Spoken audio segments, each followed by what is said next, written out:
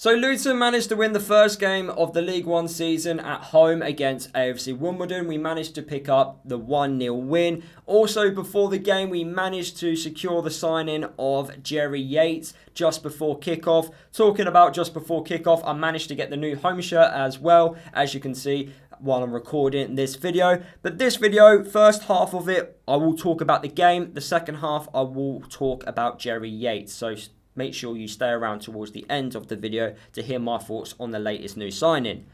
Also, across the weekend, I'm doing 2 live streams. The first one is a live watching on Cardiff versus Peterborough, so that's at Saturday lunchtime. And then I will be talking about this game against AFC Wimbledon in a bit more detail, 11 AM on Sunday, and also answering any questions you guys have about Luton or anything football related. So yeah, 2 live streams. That's the self-promotion bit out of the way. Let's talk about the 1-0 win at home against Wimbledon.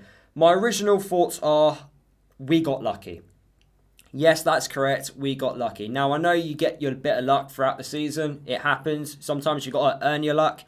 We definitely got a bit of luck. I thought a draw would have been a fair result. I thought Wimbledon's game plan was spot on, and it nearly worked. And I said at halftime, I put a post up on social media saying, if you're not following me on social media, make sure you do. I post very intelligent football knowledge, let's say, online. But I put up a post at half-time saying about the only way I can see Luton scoring is through a Wimbledon mistake, and that's exactly what happened. Definitely got lucky with the own goal.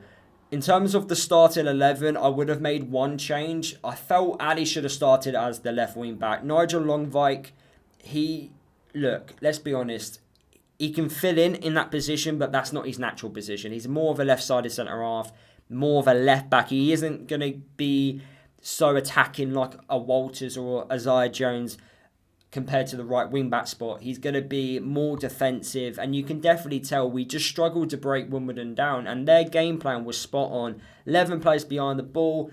Out of possession, I thought they worked really hard. They defended as a team. They were very structured. They were very organised. And they just dealt with everything we had. And when you play against a team that's very structured, very organised, and wants to make it really difficult as possible for you and put 11 players behind the ball, you do have to move the ball a bit quicker than what we did. We were far too slow. From minute 1, we were far too slow. Throughout that first half, it was kind of a surprise to see that type of performance. I don't know if it was, first game of the season nerves. I don't know what it was, but that wasn't the Luton which I've seen in pre-season. It was like we needed to wake up. And I didn't understand why we were so passive, why we were moving the ball so slowly. From defence to attack, we just couldn't really break Wimbledon down, really. And they made it really tough for us. I thought, in terms of defensively, how we performed all game, I have no problems there. Wimbledon didn't really trouble us at all, and that's why I actually think they're going to get relegated this season, because I do have a massive question mark about their firepower. But as a defensive unit, if they perform like that away from home, they are certainly going to pick up a lot of points, because they would just frustrate teams, and teams won't know how to break them down. But yeah, as I was saying, the attacking aspect was really poor from Luton. We wasn't moving the ball quick enough.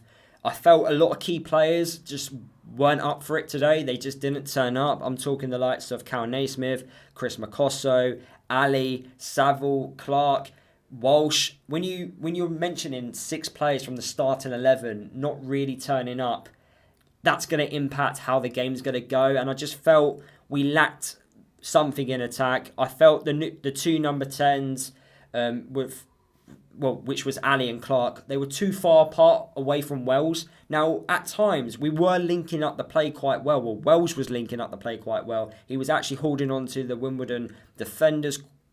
And you think they are physical defenders. That's quite a challenge to do. And at the age of 35 years old, he was running about doing his bit. But I felt we were just miles away from him. So Wells will win, he will hold up the ball, but he's got no one to pass the ball to because they're miles away from him. And that's how it kind of felt. There were these 2 moments in the game, especially in the first half, where Wells managed to get behind the defender. The defender brings him down and ends up getting a yellow card. if he managed to get through there, he would have had an opportunity at goal. And then he managed to do it again, but this time round, instead of actually going on himself to have a shot, he plays it to Ali, who I think takes an extra touch when he shouldn't do. I guess, first game of the season, you take that extra touch maybe. It's not quite natural. And it gave the defender the opportunity to kind of put the block in, I think it was, in the first half. That could have been a really good goal-scoring opportunity. But realistically, how many times did we test the Wimbledon goalkeeper? Keeley, he never got tested. His passing ability, I'm going to keep talking about it. It is just amazing how comfortable he is, that sweeper-keeper role. A couple of times as well, he came off his goal line just to make sure that Wimbledon didn't get the opportunity to break away. Fantastic reading of the game as well. I noticed he was going to the coaching staff, trying to tell them some instructions on what he was seeing on the pitch. I really like that. For me, we've massively upgraded in the goalkeeper department, and I'm super happy we've invested and got a decent goalkeeper in for this upcoming season. But yeah, really good performance from him. Defensively, not an issue with how we performed, but yeah, attacking-wise, not good. We go in at half-time. I expected a change because I thought, because of how bad the first half was, I thought that would make Bloomfield make a decision in terms of either the formation or personnel. Nothing really happened. And then 10, 15 minutes into the game, same thing. Nothing was really changing. We eventually did make the subs. I thought the subs could have came on a little bit sooner. Fane came on, and also Baptiste came on. Zach Nelson came on. We took off some defensive players like Saville and Nigel Longvik. Ali went to left wing back, which then made him perform a bit better because he was playing out wide in a more natural position, and he was able to go at times one-on-one with the defender.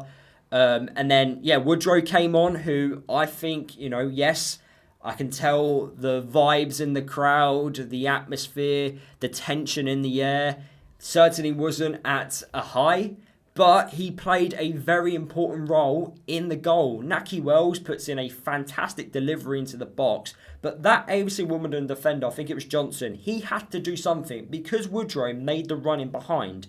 It made the defender go, I need to do something here, otherwise Woodrow's going to get onto this ball and have an opportunity at goal.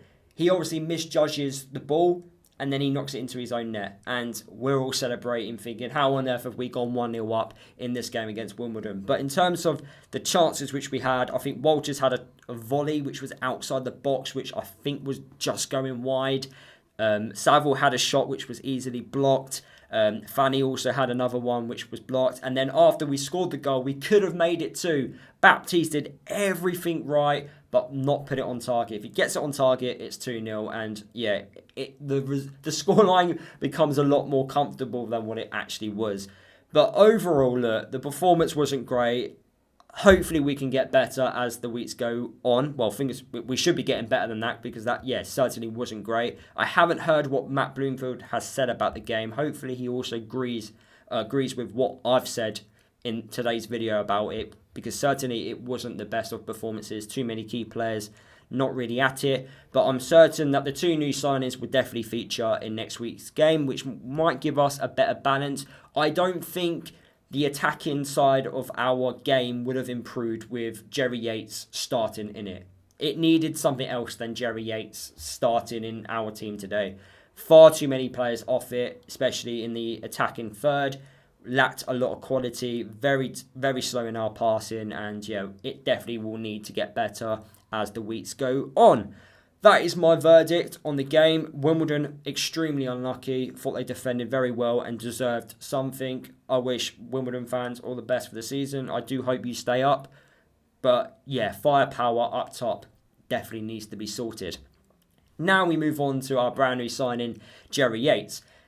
I am very happy with this. He done amazing at Blackpool. I can't tell you enough how good he was at Blackpool. In fact, you know what? I messaged a Blackpool fan and I'll tell you exactly what he said. So it's a very long message. He basically put, Jerry was so popular at Blackpool, the fans sang a song about going out for a few drinks with him. He took his time to click when he first signed, but his selfless play and constant running down the channels was constant. The goals soon started to flow, and he was a big reason on why we won promotion to the Championship in the 2020-2021 season. He's not a natural target man, but he's useful in the air for his height. Goals came harder to come by in the Championship, although he did have a purple patch, scoring several goals in productive couple of months, but he was unable to prevent the relegation back to League One after 2 seasons in the second tier. His move to Swansea didn't work out, and after a solid, if unspectacular, loan spell at Derby,